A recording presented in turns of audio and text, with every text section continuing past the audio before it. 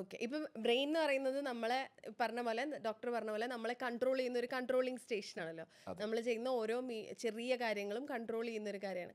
ആ ബ്രെയിനിന് ചെറിയൊരു എന്താ പറയുക, ചെറിയൊരു മിസ്റ്റേക്ക് എന്തെങ്കിലും പറ്റുമ്പോഴാണ് നമ്മൾ മറവി എന്നൊക്കെ പറയാം, മറന്നു പോവുക. ഇതൊക്കെ ബ്രെയിനിൻ്റെ പ്രശ്നങ്ങളായിട്ട് പറയാം. അതെ. ബ്രെയിൻ എക്സസൈസസ് എന്ന് പറയും. നമ്മൾ അങ്ങനെ കുറേ ഇപ്പോൾ സോഷ്യൽ മീഡിയയിൽ കാണാറുണ്ട്. ബ്രെയിൻ എക്സസൈസസ് ബ്രെയിനിന് കൊടുക്കുന്നത്, നിങ്ങളുടെ ശരീരത്തിന് കൊടുക്കുന്ന പോലെ ബ്രെയിനിന് എക്സസൈസ് ചെയ്താൽ യു ക്യാൻ ബി ബെറ്റർ എന്ന്, ഫിസിക്കലി മെൻ്റലി ഒക്കെ. അത് ശരിയാണോ? ബ്രെയിൻ എക്സസൈസസ് വർക്ക് ചെയ്യോ? ബ്രെയിൻ എക്സസൈസസ് ഒക്കെ തീർച്ചയായിട്ടും ഒരുപാടുണ്ട്. അതിൻ്റെ ഒരു തെറാപ്പി പാർട്ടായിട്ടൊക്കെ നമ്മൾ ന്യൂറോ സർജറിൽ അത് ഒന്നും ഞങ്ങൾ യൂസ് ചെയ്യുന്ന സംഭവങ്ങളല്ല. എന്നാലും ഈ പറഞ്ഞ പോലെ മറവി രോഗങ്ങൾ അല്ലെന്നുണ്ടെങ്കിൽ പിന്നെ പ്രായമുള്ള ആൾക്കാരിലും കുട്ടികളിലൊക്കെ തന്നെ ഈ മെമ്മറി ബൂസ്റ്റ് ചെയ്യാനൊക്കെ ബ്രെയിൻ എക്സസൈസ് നല്ലതാണ്. അപ്പോൾ അതിനെക്കുറിച്ച് പറയുന്നതിന് മുമ്പ് ഒരു കാര്യം മനസ്സിലാക്കേണ്ടത് വെച്ചാൽ നമ്മുടെ ബ്രെയിന് രണ്ട് പാർട്ടായിട്ടായിരിക്കുന്നത്. അതെ. രണ്ട് ഹെമിസ്ഫിയേഴ്സ് എന്ന് പറയും, റൈറ്റ് ഹെമിസ്ഫിയർ, ലെഫ്റ്റ് ഹെമിസ്ഫിയർ. ഈ രണ്ട് ഹെമിസ്ഫിയറുകളും അതിൻ്റെ ഫങ്ഷൻസ് വളരെ ഡിഫറെൻ്റാണ്. ഒരു ഇതിനെ തമ്മിൽ കണക്ട് ചെയ്യുന്ന ഒരു ബ്രിഡ്ജുണ്ട്, കോർപ്പസ് കലോസം എന്ന് പറയും. അപ്പോൾ എപ്പിലെപ്സി ഉണ്ടല്ലോ, അപസ്മാര രോഗം, വളരെ സിവിയറായിട്ടുള്ള അപസ്മാര രോഗം ഒരു ഹെമിസ്ഫിയറിൽ നിന്ന് തുടങ്ങിയിട്ട് ഈ ബ്രിഡ്ജ് കടന്ന്, അതായത് കോർപ്പസ് കലോസത്തിൽ കൂടെ അപ്പുറത്തെ ബ്രെയിനിലേക്ക് പോകും. എന്നിട്ട് അത് മൊത്തം വ്യാപിക്കും മൊത്തത്തിൽ. അപ്പോൾ ഇതിൻ്റെ ഒരു ട്രീറ്റ്മെൻറ്റിൻ്റെ ഭാഗമായിട്ട് കോർപ്പസ് കലസോട്ടമി എന്ന് പറഞ്ഞൊരു സർജറി പണ്ട് കാലത്ത് വന്നിരുന്നു. അതായത് കോർപ്പസ് കലോസത്തിനെ ഡിവൈഡ് ചെയ്യുന്നത്. അപ്പോൾ ഈ കോർപ്പസ് കലസോട്ടമി ചെയ്തിട്ടുള്ള പേഷ്യൻസിന് അവരൊക്കെ വളരെ വെസ്റ്റേൺ വേൾഡിൽ അവരെക്കുറിച്ച് കൂടുതൽ അവരുടെ സ്റ്റഡീസൊക്കെ നടത്തിയപ്പോൾ അങ്ങനെയാണ് മനസ്സിലാക്കിയത് ഈ നമ്മുടെ ഫങ്ഷൻസ് എല്ലാം എൻറ്റയർലി ഡിഫറെൻ്റ് ആണ്. അത് റോജർ സ്പെറി എന്നും പറഞ്ഞൊരു ഫേമസ് ന്യൂറോ സയൻറ്റിസ്റ്റ് ഇതിനെക്കുറിച്ച് സ്റ്റഡി ചെയ്തിട്ട് അദ്ദേഹത്തിന് നൊബേൽ പ്രൈസ് വരെയും കിട്ടിയിട്ടുണ്ട്. അപ്പോൾ നമ്മൾക്ക് എല്ലാ ആൾക്കാരും, ചില ആൾക്കാർ റൈറ്റ് ഹാൻഡഡ് ആണ്, ലെഫ്റ്റ് ഹാൻഡഡ് ആണ്, അങ്ങനത്തെ പല ഹാൻഡഡ്നെസ് എന്ന് പറയുമല്ലോ, അങ്ങനെ ഉണ്ട്. അപ്പോൾ ഇതിനകത്ത് പിന്നെ നമ്മുടെ ബ്രെയിനിൽ ചിലപ്പോൾ ഒരു ബയസ് ഉണ്ടാവും, നമുക്ക് ഏതിനകത്താണ് കൂടുതൽ താല്പര്യങ്ങൾ എന്നുള്ളത്. അപ്പം മനസ്സിലായി. അപ്പോൾ അതെല്ലാം നമുക്ക് ഒരു കുട്ടീനെ എക്സാമ്പിൾ ഇട്ട് എടുക്കുക. ഒരു കുട്ടിയിൽ അവൻ്റെ ബ്രെയിനിൻ്റെ ബയസ് എങ്ങനെയാണ്, അവൻ്റെ ഹാൻഡഡ്നെസ് എങ്ങനെയാണ്, അങ്ങനത്തെ കുറച്ച് കാര്യങ്ങളൊക്കെ മനസ്സിലാക്കണമെന്നുണ്ടെങ്കിൽ കുറേ ടെസ്റ്റുകളൊക്കെ ഉണ്ട്. സൈക്കോമെട്രിക് ടെസ്റ്റ് എന്നൊക്കെ പറഞ്ഞു. ആ ടെസ്റ്റിലൂടെ, ആപ്റ്റിറ്റ്യൂഡ് ടെസ്റ്റുകളൊക്കെ നമ്മളിപ്പോൾ കേട്ടിട്ടുണ്ടല്ലോ, ഇതുപോലത്തെ ടെസ്റ്റുകളിലൂടെ നമുക്കിത് മനസ്സിലാക്കാൻ സാധിക്കും. ബ്രെയിനിന്റെ ഏത് ഹെമിസ്ഫിയർ ആണ് കൂടുതൽ ആക്റ്റീവ്. അപ്പോൾ അതിന് ശേഷം നമുക്ക് ഏതെങ്കിലും ഒരു ബ്രെയിനിനെ കുറച്ചൊന്ന് ബൂസ്റ്റ് ചെയ്യണമെങ്കിൽ നമുക്ക് വേണമെന്നുണ്ടെങ്കിൽ ആ പാർട്ടിനെ ബൂസ്റ്റ് ചെയ്യാൻ വേണ്ടിയുള്ള ഗെയിംസും എക്സസൈസസും കൊടുക്കുക. അതായിരിക്കും ഉദ്ദേശിച്ചത്, ബ്രെയിൻ എക്സസൈസസ്. അപ്പോൾ അങ്ങനത്തെ ബ്രെയിൻസ്, അതായത് റൈറ്റ് ബ്രെയിനിനെ ഹെൽപ്പ് ചെയ്യുന്ന ഗെയിംസും പസിൽസ് ഒരുപാട് സാധനങ്ങളൊക്കെ ഉണ്ട്. ലെഫ്റ്റ് ബ്രെയിനിന് അതിൻ്റേതായിട്ടുള്ളതാണ്. അപ്പോൾ ഈ എക്സസൈസസ് ഒക്കെ ഓരോ ബ്രെയിനിൻ്റെ ഓരോ പാർട്ടിനെയൊക്കെ ഇതാക്കാൻ വേണ്ടിയാണ്, ബൂസ്റ്റ് ചെയ്യാൻ അതിൻ്റെ പവേഴ്സ്. ഓക്കെ. ഇതിപ്പോൾ കുറേയും കൂടി ടെക്നിക്കലാണല്ലോ. അതായത് ഇപ്പോൾ നമ്മൾ അതിനെക്കുറിച്ച് പഠിച്ച്, അതല്ലാണ്ട് വളരെ ജനറൽ ആയിട്ട് നമ്മൾ പറയുന്ന കുറേ എക്സസൈസ് ഉണ്ട്. അതായത് if you are a right handed person, നിങ്ങൾ രാവിലെ എഴുന്നേൽക്കുമ്പോൾ നിങ്ങൾ ഉറപ്പായിട്ടും വലത് കൈ വെച്ചാണല്ലോ ബ്രഷ് ചെയ്യുക. അതേ നിങ്ങൾ കുറച്ച് കാലം അടുപ്പിച്ച് ലെഫ്റ്റ് ഹാൻഡ് വെച്ച് ബ്രഷ് ചെയ്യാൻ ശ്രമിച്ചാൽ, അല്ലെങ്കിൽ നിങ്ങൾ ലെഫ്റ്റ് ഹാൻഡ് വെച്ച് നിങ്ങളുടെ ഓരോ റുട്ടീൻസ് ചെയ്യാൻ ശ്രമിച്ചാൽ ബ്രെയിൻ കുറച്ചുകൂടെ ആക്റ്റീവ് ആവും എന്ന് പറയാറുണ്ട്. അതിൻ്റെ കാരണം ചിലപ്പോൾ നമ്മൾ നേരത്തെ ഡിസ്കസ് ചെയ്തായിരിക്കാം, നമ്മളൊരു സെൽഫ് ഇൻസ്ട്രക്ഷൻ ചെയ്യണത്. അപ്പോൾ ബ്രെയിൻ ഈസ് ഗെറ്റിംഗ് റീവയർഡ്. അവിടെ ബ്രെയിനകത്ത് റീവയറിങ് നടത്തിയിട്ട് നമുക്ക് ആ ഒരു എന്താ പറയുക, ഒരു വീക്ക്നെസ് ഉള്ളൊരു ആസ്പെക്റ്റിനെ, അപ്പോൾ ലെഫ്റ്റ് കൈ വീക്കാണെന്നല്ലേ പറഞ്ഞു, അതിൻ്റെ ഒരു പവറിനെ ബൂസ്റ്റ് ചെയ്യാൻ സാധിക്കും ബൈ റീവയറിങ് നമ്മുടെ ബ്രെയിനകത്തുള്ള സർക്യൂട്ടറിനെ.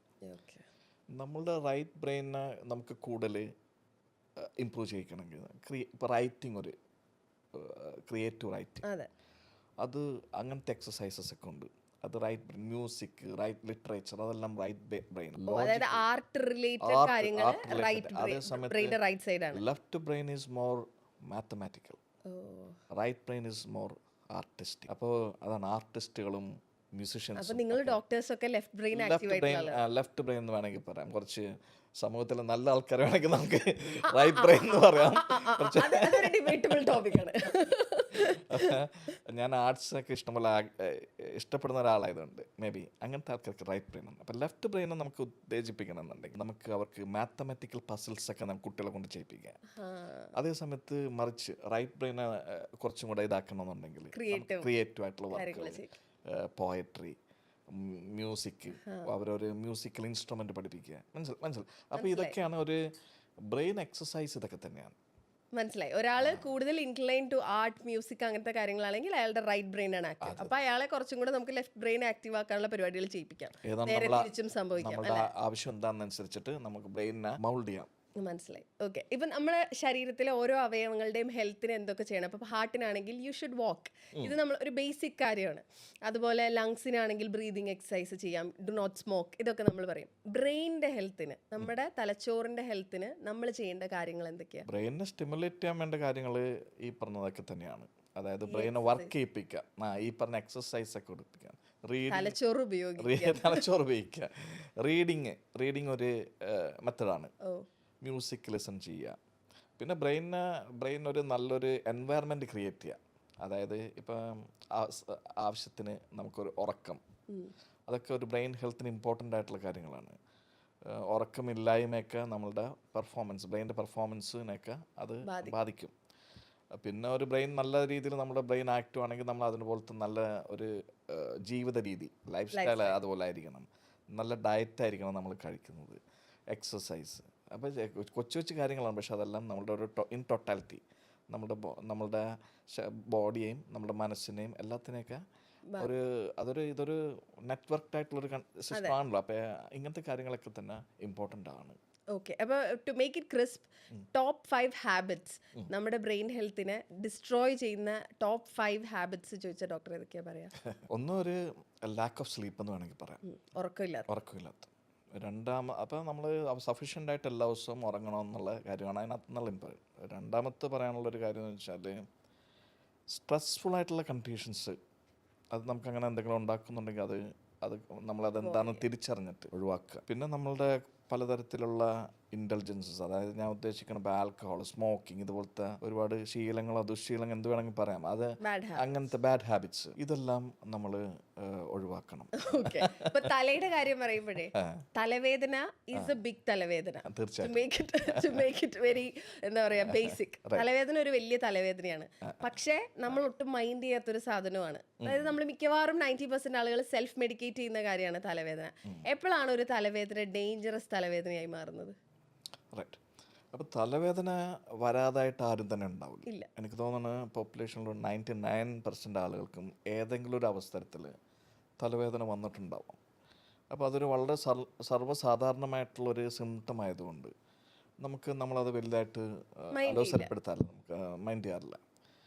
പക്ഷേ ഈ പറഞ്ഞ പോലെ തലവേദന എപ്പോഴാണ് അതൊരു ഒരു റെഡ് ഫ്ലാഗ്, ഒരു ഡേഞ്ചറസ് സിറ്റുവേഷൻ ആണെന്ന് എന്ന് ചോദിച്ചാൽ, വിട്ടുമാറാത്ത തലവേദന ഞാൻ പറയും. അതായത് തലവേദന നിരന്തരമായിട്ട് വന്നുകൊണ്ടിരിക്കുന്നത്, മാറുന്നില്ല, ഒരു 3 മാസത്തിൽ കവിഞ്ഞ് നിൽക്കുന്നൊരു തലവേദന, അങ്ങനെ അത്രയും കണ്ടിന്യൂസ് ആയിട്ട് അത് നിൽക്കുന്നു. അങ്ങനെയാണെന്നുണ്ടെങ്കിൽ അതെന്താണ് അതിൻ്റെ കാരണമെന്ന് നമ്മൾ തീർച്ചയായിട്ടും കണ്ടെത്തേണ്ടത്.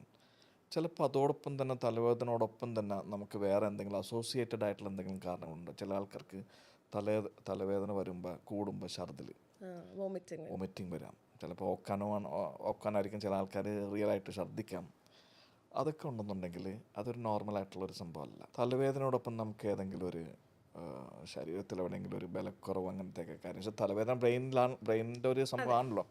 അപ്പോൾ ഏതെങ്കിലും ഒരു കൈക്ക് കാലിനൊക്കെ ഉള്ള ഒരു ബലക്കുറവ്, അല്ലെങ്കിൽ ഒരു തരിപ്പും പെരുപ്പും അങ്ങനത്തെ ഒരു സിംറ്റംസ് ഒക്കെ ഉണ്ട്. അതൊക്കെ ഇതിനോട് ചേർത്ത് വായിക്കേണ്ട കാര്യങ്ങളാണ്. തലവേദന കൂടെ വരുന്ന ബാക്കിയുള്ള ബുദ്ധിമുട്ടുകൾ നോട്ടീസ് ചെയ്യണം. ചില ആൾക്കാർക്ക് കാഴ്ചക്കൊരു ബുദ്ധിമുട്ട് തലവേദന തുടങ്ങിയ ശേഷമാണ് നമ്മൾ കണ്ണ് ബ്ലർ ആവുന്നത്, കാഴ്ച ക്ലിയർ ആവുന്നുണ്ട്, അല്ലെങ്കിൽ രണ്ടായിട്ട് കാണുന്നത്. ഇങ്ങനത്തെ സംഭവമൊക്കെ നമുക്ക് നേരത്തെ ഇല്ലാത്തൊരു കാര്യമാണ്. അത് ഈ ഒരു സംഭവം തുടങ്ങിയതിന് ശേഷമാണ് വരുന്നതെങ്കിൽ അതൊക്കെ നമ്മളതൊരു ശ്രദ്ധിക്കേണ്ട കാര്യമാണ്. അപ്പോൾ തീർച്ചയായിട്ടും ഒരു ഡോക്ടറെ സമീപിച്ചിട്ട് ഇതിൻ്റെ ഒരു അനാലിസിസ് എന്താണ് അങ്ങനെ വരുന്നത് എന്ന് ചെക്ക് ചെയ്യേണ്ട ആവശ്യം. ഓക്കെ. ഇപ്പൊ തലവേദനയുടെ റീസൺ അറിയാവുന്ന ആളുകളുണ്ട്. 2 ആളുകളാണ്. ഒന്ന് മൈഗ്രെയിൻ ഉള്ള ആളുകൾ, പിന്നെ ഒന്ന് സൈനസ് ഉള്ള ആളുകൾ. പക്ഷെ ഇത് രണ്ടും അറിയാത്ത ആളുകളുണ്ട്, ഇത് ഏത് തലവേദനയാണ്. ഈ മൈഗ്രെയിൻ്റെ തലവേദനയും സൈനസിന്റെ തലവേദനയും നമ്മൾ എങ്ങനെയാണ് ഡിഫറൻഷിയേറ്റ് ചെയ്യുക? കുറച്ച് മാർഗ്ഗങ്ങളുണ്ട്.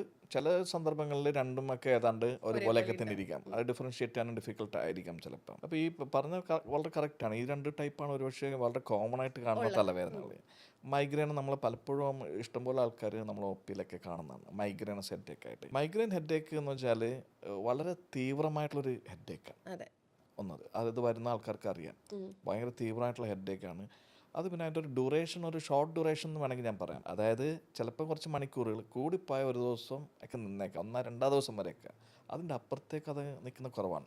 പക്ഷേ സൈനസ് ഹെഡേക്ക് അങ്ങനെയല്ല. സൈനസ് ഹെഡേക്ക് എന്തുകൊണ്ടാന്ന് വെച്ചാൽ നമ്മുടെ ഈ ഇവിടെ ഉണ്ടല്ലോ, ഈ നെറ്റിയുടെ ഈ ഭാഗം, ഫോർഹെഡ്, പിന്നെ നമ്മുടെ ചീക്ക്, ഇവിടെയൊക്കെയുള്ള ബോൺസിൻ്റെ അകത്ത് കുറേ അറകളുണ്ട്. അതാണ് സൈനസ് എന്ന് വിളിക്കുന്നത്. ഈ സൈനസുകളുടെ അകത്തൊക്കെ ഒരു ലൈനിങ് ഉണ്ട്. നമ്മുടെ വായുടെ അകത്ത് ലൈനിങ് പോലെ ഇതിൻ്റെ അതിനകത്തുള്ളൊരു നീർക്കെട്ടാണ്, ഇൻഫ്ലമേറ്ററി റിയാക്ഷനാണ് സൈനസ് ഹെഡേക്ക് ഉണ്ടാക്കുന്നത്. അപ്പോൾ അവിടെ ഒരു ഇൻഫെക്ഷൻ ഉണ്ട്. ആ ഹെഡേക്ക് ഒന്നത്. പിന്നെ ഞാൻ പറഞ്ഞില്ല, മൂക്കിന് ചുറ്റുപാടാണ് സൈനസുകളിൽ. അതുകൊണ്ട് ചിലപ്പോൾ മൂക്കടപ്പ്, അലർജി, ജലദോഷം, ഇതൊക്കെ ചിലപ്പോൾ ഈ ഹെഡേക്കിനോടൊപ്പം ഉണ്ടെന്നുണ്ടെങ്കിൽ അത് സൈനസ് ഹെഡേക്കാണ്. ഒന്ന് അത് ലൊക്കേഷൻ വെച്ച് പറയാം. മൈഗ്രെയിൻ ഹെഡേക്കിൻ്റെ ഒരു ലൊക്കേഷനും സൈനസ് ഹെഡേക്കിൻ്റെ ലൊക്കേഷനും രണ്ടും ചെറിയ വ്യത്യാസമുണ്ട്. മൈഗ്രെയിൻ ഹെഡേക്ക് എങ്ങനെയാണെന്ന് വെച്ചാൽ പല ആൾക്കാരും പറയുന്നത് ഒരു യൂണിലാറ്ററൽ, അതായത് ഒരു സൈഡിലാണ് പലപ്പോഴും അതിൻ്റേത്. അതായത് ഒരു കണ്ണിൻ്റെ സൈഡിലൊക്കെ തുടങ്ങിയിട്ട് അത് ടെമ്പിൾ, അതായത് ചെന്നിയുടെ ഭാഗത്തേക്ക് പടർന്ന് ഏതാണ്ട് യൂണിലാറ്ററൽ ഹെഡേക്കാണ് പല ആൾക്കാരും ഒരു സൈഡിലാണ്. അതേ സമയത്ത് സൈനസ് ഹെഡേക്ക് കൂടുതൽ സെൻട്രലാണ്. നമ്മളുടെ ഫേസ്, നെറ്റിയുടെയും ഫേസിൻ്റെ ഇത്രയൊരു ബാക്കാണ് കൂടുതൽ സെൻട്രൽ. അപ്പം പിന്നെ ഈ നേരത്തെ പറഞ്ഞ തീവ്രത, മൈഗ്രെയിൻ ഹെഡേക്ക് വളരെ സിവിയർ ആയിട്ടും തീവ്രമായിട്ടും വരും. അതേസമയത്ത് മറ്റേത് അങ്ങനെയല്ല. ഒരു ഹെഡേക്ക് എന്നാണ് പെർസിസ്റ്റൻ്റ് ആയിട്ടുണ്ട്, അത് നമ്മൾ അലോസരപ്പെടുത്തും. എന്നാൽ അത്രയ്ക്ക് മറ്റേ പോലെ അത്രയ്ക്ക് ഡിസ്റ്റർബ് വന്നു പോകില്ല. പിന്നെ ഈ ഇൻഫെക്ഷൻ മാറാതെ സൈനസ് ഹെഡേക്ക് പോകില്ല. മറ്റാന്നുണ്ടെങ്കിൽ കുറച്ചു നേരം കഴിയുമ്പോൾ പോകും. അപ്പം അങ്ങനെ പല കാരണങ്ങളും ഉണ്ട് ഇതിൻ്റെ. തിരിച്ചറിയാനായിട്ട് മറ്റൊരു കാര്യമാണെങ്കിൽ പറയാൻ വെച്ചാൽ അതൊരു ജനറ്റിക് പ്രിഡിസ്പൊസിഷനുള്ള ജനിതകമായിട്ടുള്ള കാരണങ്ങൾ പലർക്കും, അതായത് കൂടുതലും ലേഡീസിലാണ് കാണുന്നത്, സ്ത്രീകളിലാണ് പുരുഷന്മാർക്ക് മൈഗ്രെയിൻ ഹെഡേക്ക് കൂടുതലും. അവരുടെ ഫാമിലി ഹിസ്റ്ററി ചോദിച്ചാൽ അവരുടെ അമ്മയ്ക്ക്, അവരുടെ സിസ്റ്റേഴ്സിന്, അല്ലെങ്കിൽ മനസ്സിലായി ആ കുടുംബത്തിൽ തന്നെ പല ആൾക്കാർക്കൊക്കെ ആർക്കെങ്കിലുമൊക്കെ ഉണ്ടാവും. അങ്ങനത്തെ ഒരു ഹിസ്റ്ററി ഒന്നും സൈനസ് ഹെഡേക്കിൽ ഉണ്ടാവില്ല. അപ്പോൾ ഒരു ഫാമിലി ഹിസ്റ്ററി ഒരു ഇതാണ്. പിന്നെ മൈഗ്രെയിൻ ഹെഡേക്കിൽ ഒരു ഫിമെയിൽ അല്ലെങ്കിൽ ഒരു സ്ത്രീകളുടെ ഒരു കൂടുതലൊരു ഉണ്ട്. പക്ഷെ സൈനസ് ഹെഡേക്കിനകത്ത് അങ്ങനെ ജെൻഡർ ഇതൊന്നും ഇല്ല, അങ്ങനെയൊക്കെ ഇതാണ്. അതെന്തുകൊണ്ടാണ് മൈഗ്രെയിൻ സ്ത്രീകൾക്ക് കൂടുതൽ വരാൻ കാരണം? എനിക്ക് തോന്നുന്നു ഒരു കാരണം ഹോർമോണലാണ്. അതായത് ഈ ലേഡീസിൽ ചില ആൾക്കാർക്കൊക്കെ ഒരു മെൻസ്ട്രൽ സൈക്കിൾസ് ഒക്കെ ആയിട്ട്, ആർത്തവചക്രവും ഒക്കെ ആയിട്ട് അതിന് ബന്ധമുണ്ട്, മെനപ്പോസായിട്ട്, അതൊക്കെ ഒരു ഹോർമോണൽ വ്യതിയാനങ്ങൾ ഈ മൈഗ്രെയിന ട്രിഗർ ചെയ്യും. പിന്നെ അതിൻ്റെ മൈഗ്രെയിനെ കുറിച്ച് പറയുകയാണെങ്കിൽ അതൊരു വാസ്കുലർ ഹെഡേക്ക് എന്നാണ് പറഞ്ഞു. വാസ്കുലർ ഹെഡേക്ക് എന്ന് വെച്ചാൽ ബ്ലഡ് വെസൽസ് ആണ് അതിനകത്തുള്ള ബുദ്ധിമുട്ടുന്നത്, പ്രൈമറി അതിനകത്തുള്ള കൾപ്രിറ്റ്. അപ്പോൾ ഈ ബ്ലഡ് വെസൽസിനെ വികസിപ്പിക്കുന്ന കുറേ കെമിക്കൽസ് ഒക്കെ ബോഡിയിൽ റിലീസ് ചെയ്യും. ഹോർമോൺസും അങ്ങനെയൊക്കെ കുറച്ച് ചില സൈക്കിൾസിലൊക്കെ ഉണ്ടാക്കുന്നുണ്ട്, വാസോ ഡയലറ്റേഷൻ.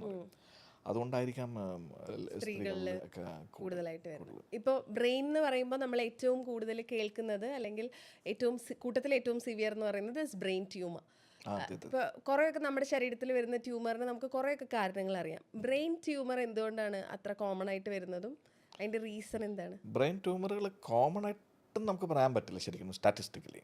അതായത് മൊത്തം നമ്മൾ ക്യാൻസർ, ശരീരത്തിൽ വന്ന ക്യാൻസറുകളുടെ ഒരു മൊത്തം എടുത്തു കഴിഞ്ഞാൽ അതിനകത്ത് 2% ഉള്ളൂ CNS ട്യൂമേഴ്സ്. CNS എന്ന് വെച്ചാൽ സെൻട്രൽ നെർവസ് സിസ്റ്റം. അപ്പോൾ മെയിനായിട്ട് നമ്മൾ ഉദ്ദേശിക്കുന്ന ബ്രെയിനാണ്. ബ്രെയിനിൽ ട്യൂമേഴ്സ് 2% ഉള്ളൂ. പിന്നെ അതിൻ്റെ കാരണങ്ങൾ ഇപ്പോഴും പലതും അജ്ഞാതമാണ്. ഹൈപ്പോത്തസിസ് ആണ് കൂടുതലും, സിദ്ധാന്തങ്ങളുള്ളൂ. ഞാനിപ്പോൾ മറിച്ച് പറയാം.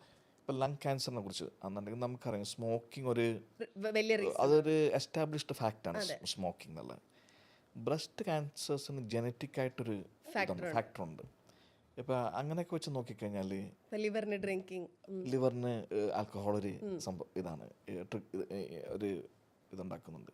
പക്ഷെ ബ്രെയിൻ ട്യൂമേഴ്സിനെ കുറിച്ച് പറയാൻ നേരത്ത് ഇതൊക്കെ ഒന്നും തന്നെ അവിടെ വരുന്നില്ല. സ്മോക്കിങ്ങോ ആൽക്കഹോളൊന്നും ബ്രെയിൻ ട്യൂമർ നേരിട്ട് ബ്രെയിൻ ട്യൂമർ ഉണ്ടാക്കുന്നതായിട്ട് നേരിട്ട് ഡയറക്റ്റ്ലി നമുക്ക് കോറിലേറ്റ് ചെയ്യാൻ പറ്റിയ കാര്യങ്ങൾ കുറവാണ്, റീസൺസ് കുറവാണ്. എന്നാൽ തന്നെയും കുറച്ചൊക്കെ പറയാം. ഒന്ന് എൻവയറമെൻറ്റൽ ഫാക്ടേഴ്സ്, പാരിസ്ഥിതികമായിട്ടുള്ള ചില നമ്മുടെ എക്സ്പോഷർ ടു ടോക്സിൻസ് എന്നൊക്കെ പറയും, ചില കെമിക്കൽ വസ്തുക്കളോടുള്ള നമ്മുടെ നിരന്തരമായിട്ടുള്ള സമ്പർക്കം. അത് വരുന്നതെന്ന് വെച്ചാൽ ഇൻഡസ്ട്രിയിൽ വർക്ക് ചെയ്യുന്ന ആൾക്കാർ, ഫോർ എക്സാമ്പിൾ ഈ petro chemical industries, petrol industry, പിന്നെ ഈ കെമിക്കൽ ഇൻഡസ്ട്രീസ്, പിന്നെ fertilisers, pesticides, plastic industry, rubber industries, അവിടെയൊക്കെ വർക്ക് ചെയ്യുന്ന ആളുകളൊക്കെ ചില കെമിക്കൽസ്, ഫോർ എക്സാമ്പിൾ ഇപ്പോൾ വിനൈൽ ക്ലോറൈഡ് എന്ന് പറയുന്ന ഒരു വസ്തു ഒരു കാർസിനോജനിക് അല്ലെങ്കിൽ ക്യാൻസർ ഉണ്ടാക്കാനുള്ള അത് ബ്രെയിനായിട്ട് ഉണ്ടാക്കുന്നതായിട്ട് ഇതുണ്ട്. മറ്റൊരു ഇത് ഒരു റീസൺ റേഡിയേഷനാണ്. അത് റേഡിയേഷൻ പ്രത്യേകിച്ചും ചിലപ്പോൾ കുട്ടികളിലൊക്കെ എന്തെങ്കിലും ഒരു കാരണവശാൽ അവർക്ക് റേഡിയേഷൻ കൊടുക്കേണ്ട എന്തെങ്കിലും കാര്യങ്ങൾ ചെറുപ്പത്തിൽ ഉണ്ടായിട്ടുണ്ടെങ്കിൽ അവർ വളർന്ന് മുതിർന്നവരാവുന്ന സമയത്ത് ബ്രെയിൻ ട്യൂമറുകളൊക്കെ അവരിലൊക്കെ കാണാറ്. പിന്നെ ചില ആൾക്കാരൊക്കെ എൻ്റെ അടുത്ത് നമ്മൾ ഒരു ന്യൂറോ സർജൻ ആയതുകൊണ്ട് നമ്മൾ പേഷ്യൻസൊക്കെ ചോദിച്ചിട്ടുണ്ട്, അവർ പണ്ടൊക്കെ വീണിട്ടുണ്ട്, തലയടിച്ചൊക്കെ വീണിട്ടുണ്ട്, അത് ആണോ ഇപ്പം എനിക്ക് ട്യൂമർ വരാനുള്ള കാര്യം? അതായത് ട്രോമ എന്ന് പറയും, ട്രോമ ഒരു ഇതിൻ്റെ ഒരു ഫാക്ടറാണോ, വീഴ്ച ആക്സിഡൻസ് ഒക്കെ. അതിനൊരു യാതൊരു സ്റ്റഡീസും അത് പ്രൂവ് ചെയ്യുന്നില്ല. എന്നാൽ തന്നെ ബ്രെയിൻ ട്യൂമറുകളിൽ വളരെ സാധാരണമായിട്ട് കാണുന്ന മെനിഞ്ചോമ എന്ന് പറഞ്ഞൊരു ട്യൂമറുണ്ട്. അതൊരു ക്യാൻസർ അല്ലാത്ത ടൈപ്പ് ബിനൈൻ ട്യൂമർ കാറ്റഗറി വരുന്ന മെനിഞ്ചോമയ്ക്ക് ട്രോമയായിട്ടൊരു അസോസിയേഷൻ ഉണ്ടെന്ന് പല പഠനങ്ങളൊക്കെ പറയുന്നുണ്ട്. എന്നാലും ജനറലായിട്ട് നമുക്ക് അങ്ങനെ സയന്റിഫിക് ആയിട്ട് അങ്ങനെ പറയാൻ ഇല്ല. പല കാരണങ്ങളും ഇപ്പോഴും അജ്ഞാതമാണ് ബ്രെയിൻ ട്യൂമറുകൾ എന്തുകൊണ്ടാണ് ഉണ്ടാകുന്നത് മറ്റു പല അവയവങ്ങൾ വെച്ച് നോക്കുമ്പോൾ. പക്ഷേ നമ്മളിപ്പോൾ തലയ്ക്ക് തലവേദന ഉൾപ്പെടെ തലയുടെ ഏത് ചെറിയ പ്രശ്നം പറഞ്ഞാലും ഗൂഗിൾ പറയുന്നത് ബ്രെയിൻ ട്യൂമർ ആണെന്നാണ്. അങ്ങനെ ഒരു പ്രശ്നമുണ്ട്. ശരിക്കും ഗൂഗിളിനോട് ചോദിക്കാതെ ഞാൻ സാറിനോട് ചോദിക്കുകയാണ്, ബ്രെയിൻ ട്യൂമറിന്റെ ഈ പ്രീ ക്യാൻസറസ് സിംറ്റംസ് നമ്മൾ പറയുമല്ലോ, അതായത് this can be brain tumour എന്ന് നമ്മുടെ ശരീരം കാണിക്കുന്ന ലക്ഷണങ്ങൾ അതെന്തൊക്കെയാ? മറ്റൊരു വിധത്തിൽ ഞാൻ അത് ഇന്റർപ്രറ്റ് ചെയ്യണമെങ്കിൽ നമ്മുടെ സിംറ്റംസ് ഓഫ് ബ്രെയിൻ ട്യൂമർ എന്ന് വേണമെങ്കിൽ അങ്ങനെ എടുക്കട്ടെ. ബ്രെയിൻ ട്യൂമർ കാണിക്കുന്ന ലക്ഷണങ്ങൾ എന്തൊക്കെയാണെന്ന് വെച്ചാൽ, ഒന്ന് തലവേദന എന്ന് വേണമെങ്കിൽ പറയാം. പക്ഷെ തലവേദന നമുക്കൊരു സ്പെസിഫിക് സിംറ്റം അല്ല. ഇഷ്ടംപോലെ എല്ലാ ആൾക്കാർക്കും തലവേദന ഉള്ളതുകൊണ്ട് തലവേദന വരുന്ന എല്ലാ ആൾക്കാരും എൻ്റെ തലവേദന ബ്രെയിൻ ട്യൂമറാന്നുള്ളൊരു ഫിയർ നമ്മൾ ഉണ്ടാക്കരുത്. അപ്പോൾ അത് ചാൻസ് വളരെ കുറവാണ്. ഈ തലവേദനയോടൊപ്പം ഛർദിലൊക്കെ വരുന്നത് ഈ ബ്രെയിൻ ട്യൂമേഴ്സിൽ കാണുന്ന ഒരു പ്രവണതയാണ്. കാര്യം വെച്ചാൽ ബ്രെയിനകത്ത് പ്രഷർ കൂടുന്നുണ്ട്. ഒരു ബ്രെയിനകത്ത് ട്യൂമർ ഡെവലപ്പ് ചെയ്ത് വരുമ്പോൾ നമ്മുടെ തലയോട്ടിക്കകത്തുള്ള പ്രഷറുണ്ട്, ഇൻട്രാക്രനൽ പ്രഷർ എന്ന് പറയും, അത് കൂടിയിട്ട് തലവേദന ഉണ്ടാക്കുന്നുണ്ട്.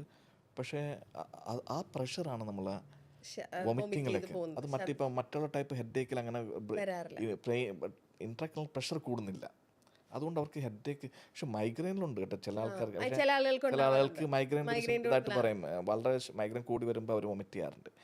പക്ഷെ എന്നാലും ബ്രെയിൻ ട്യൂമറുള്ളൊരു വൊമിറ്റിംഗ് ഒരു ഇതാണ്. പക്ഷെ അതിനേക്കാൾ ഉപരി മറ്റ് അസോസിയേറ്റ് സിംറ്റംസ് ഈ തലവേദനയോടുണ്ട്. അതായത് ഒരു ഫിറ്റ്സ് വരുന്നത്.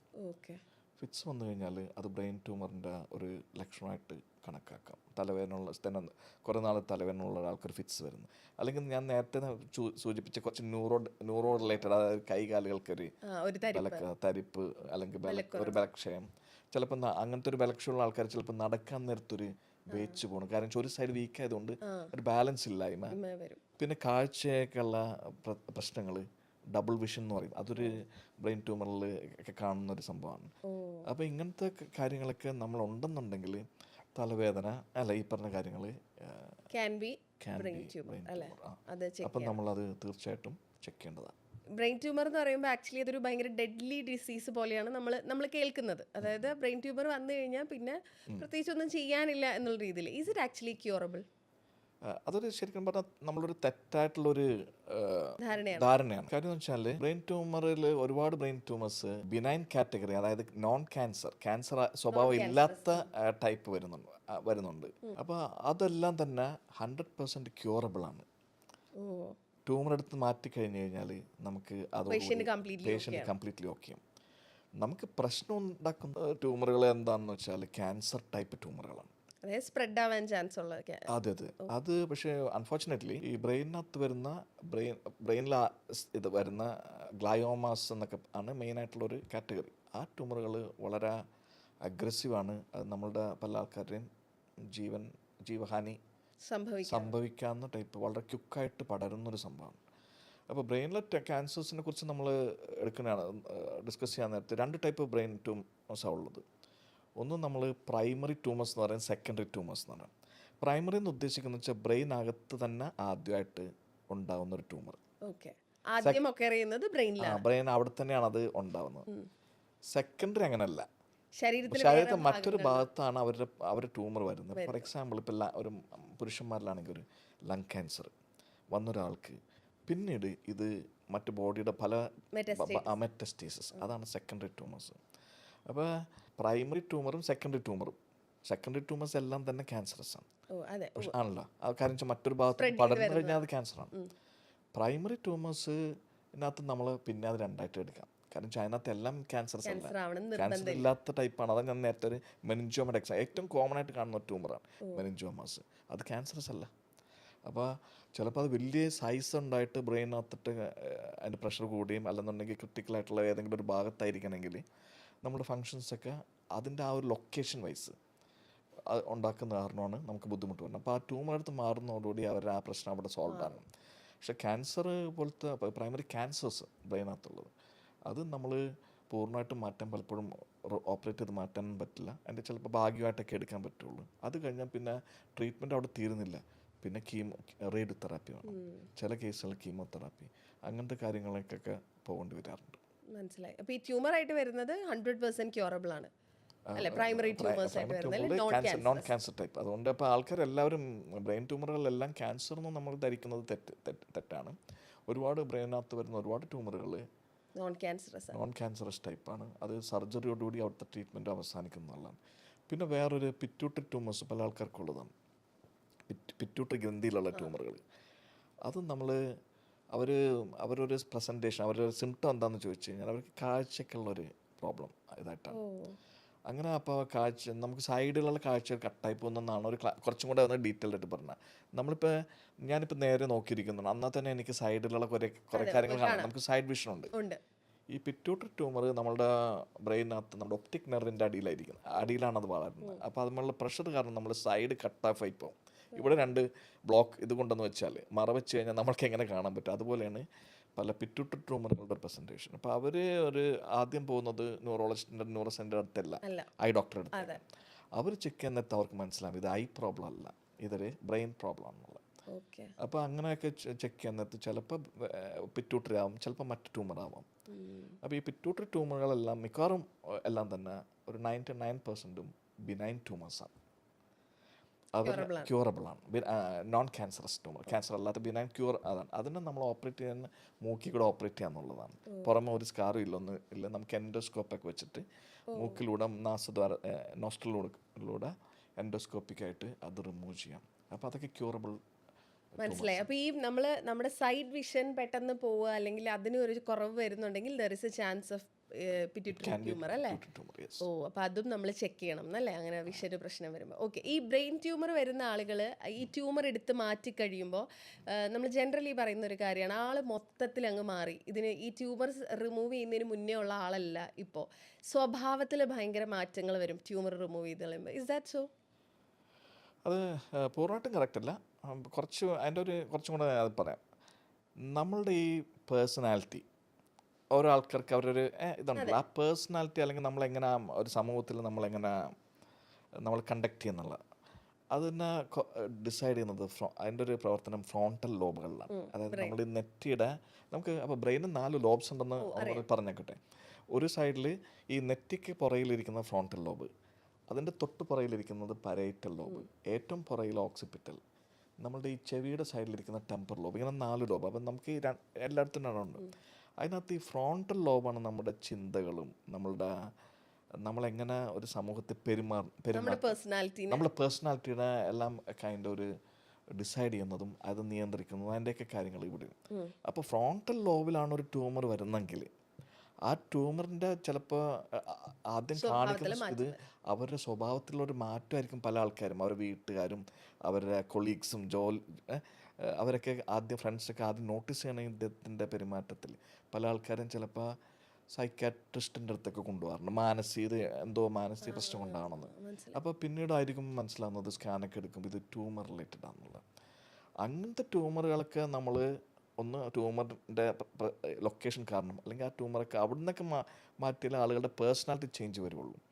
അല്ലാതെ ഇപ്പം നമുക്കിപ്പോൾ ഓക്സിപിറ്റൽ ലോബിലിരിക്കുന്ന ട്യൂമർ നമ്മളെടുത്ത് മാറ്റിയ ആളുടെ പേഴ്സണാലിറ്റിക്ക് യാതൊരു വ്യത്യാസം വരുന്നില്ല. അപ്പോൾ അതുകൊണ്ട് ഞാൻ പറഞ്ഞത്, അത് അങ്ങനത്തെ ഒരു ഇതുണ്ടല്ലോ, ഈ ഒരു ബ്രെയിൻ ട്യൂമർ എടുത്ത് മാറ്റിയാൽ അവരുടെ സ്വഭാവത്തിൽ എന്തെങ്കിലും വ്യത്യാസം വരുമോ എന്നുള്ളത് നമുക്ക് അത് യോജിക്കാൻ പറ്റാത്തൊരു കാര്യം വെച്ചാൽ ലൊക്കേഷൻ വൈസ് ആണെന്നുള്ളത്. ഓക്കെ, ഫ്രണ്ടൽ ലോബിൽ വന്നാൽ മാത്രമേ ഇങ്ങനത്തെ പ്രശ്നങ്ങളുള്ളൂ. അല്ലെന്നുണ്ടെങ്കിൽ അവരുടെ സ്വഭാവത്തിലോ യാതൊരു വിധത്തിലുള്ള വ്യത്യാസങ്ങളും ഉണ്ടാവാറില്ല.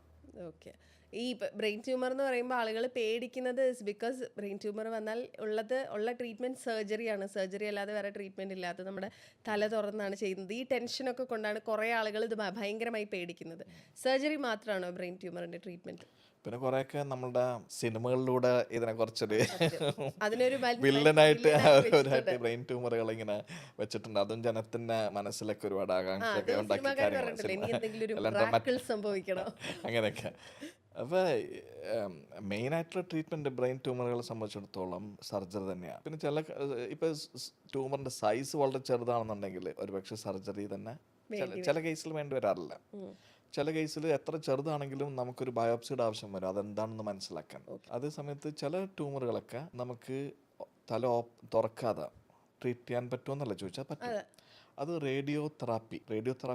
റേഡിയേഷൻ ഉണ്ടല്ലോ, അതിൻ്റെ കുറച്ച് ആധുനികമായിട്ടുള്ള ഗാമ നൈഫ്, സൈബർ നൈഫ്, അല്ലെന്നുണ്ടെങ്കിൽ സ്റ്റീരിയോടാക്ടിക് റേഡിയോ സർജറി എന്നുള്ളൊരു ഗണത്തിൽ വരും. SRS, stereotactic radio surgery. ഈ ഇന്റർവെൻഷണൽ റേഡിയോ തെറാപ്പിസ്റ്റുകൾ ചെയ്യുന്നതാണോ അത്? ഇന്റർവെൻഷണൽ റേഡിയോ തെറാപ്പിസ്റ്റുകളല്ല, റേഡിയേഷൻ ഓൺകോളജിസ്റ്റുകൾ. ഓൺകോളജിസ്റ്റുകളാണ് ഇത് കൊടുക്കുന്നത്. റേഡിയേഷൻ ഓൺകോളജിസ്റ്റുകൾ അവരാണ് നമുക്ക് റേഡിയേഷൻ പ്ലാൻ ചെയ്യുന്നത്. അതായത് തല തുറക്കാതെ ഉള്ളിലേക്ക് റേഡിയേഷൻ അത് മെഷീന് അതിൻ്റെ ആ ടൈപ്പ് മെഷീൻ ഉള്ള സ്ഥലങ്ങളിൽ അവർക്ക് റേഡിയേഷൻ ബീംസ് ഉണ്ടല്ലോ, അതിനെ ഫോക്കസ് ചെയ്തിട്ട് ആ ഏരിയയിലേക്ക് മാത്രമായിട്ട് കൊടുക്കാൻ സാധിക്കും. അപ്പോൾ ചുറ്റുപാടും ഇരിക്കുന്ന നോർമൽ ബ്രെയിനിനെ എഫക്റ്റ് ചെയ്യാതെ അതിനെ കരിച്ച് കളയാൻ പറ്റും. അപ്പോൾ ട്യൂമർ അവിടെ തന്നെ ഇരിക്കും, പക്ഷെ അത് ഡെഡായിരിക്കും. അതിന് വളർച്ച ഉണ്ടാവില്ല, ഗ്രോത്ത് സ്റ്റണ്ട് ചെയ്യാൻ വേണ്ടി. അപ്പോൾ അതാണ്. അപ്പോൾ പിറ്റ്യൂട്ടറിയുടെ ഒക്കെ ചില ട്യൂമറുകൾ ഞാൻ നേരത്തെ പറഞ്ഞില്ല, ചിലപ്പോൾ നമുക്ക് പൂർണ്ണമായിട്ടും മാറ്റാൻ പറ്റാത്ത ലൊക്കേഷനിൽ ഇരിക്കുന്ന ട്യൂമർ എന്തുമാത്രം സേഫായിട്ട് നമുക്ക് നീക്കം ചെയ്യാൻ പറ്റും അത്രമാത്രം നമ്മൾ അറ്റംപ്റ്റ് ചെയ്യാറുള്ളൂ. ബാക്കി ഇരിക്കുന്ന ഭാഗത്തിന് റെസിഡ്വൽ ട്യൂമർ എന്ന് പറയാം, ബാക്കി അവിടെ ഇരിക്കുന്ന ഭാഗത്തിനെ നിയന്ത്രിക്കണമല്ലോ, അല്ലെങ്കിൽ അത് വളരെ പെട്ടെന്ന് തിരിച്ചു വരാം. അതിനൊക്കെ ഈ പറഞ്ഞ പോലെ റേഡിയേഷൻ, ചില കേസിൽ സർജറി പോലും ആവശ്യമില്ലാതെ ഡയറക്റ്റ് റേഡിയേഷൻ കൊടുക്കാവുന്ന കേസുകൾ ഉണ്ട്. It all depends. അത് ഡിപ്പെൻസ്.